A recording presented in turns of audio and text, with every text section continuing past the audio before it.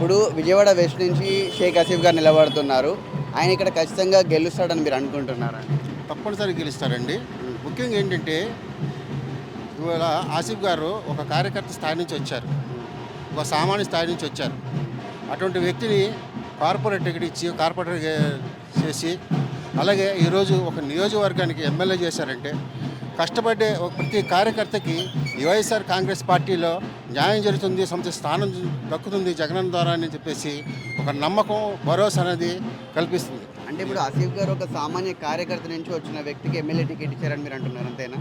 జగన్ గారు కార్పొరేటర్కి చేశారు. కార్పొరేటర్ చేసిన వ్యక్తిని ఈరోజు అదే నియోజకవర్గంలో ఎమ్మెల్యేగా ఇవ్వటం అనేది ఆయన యొక్క విశాల దృక్పథానికి, కష్టపడిన వారికి పైకి తీసుకొచ్చే ఆయన యొక్క తత్వానికి నిదర్శనంగా జగన్ ఆయన యొక్క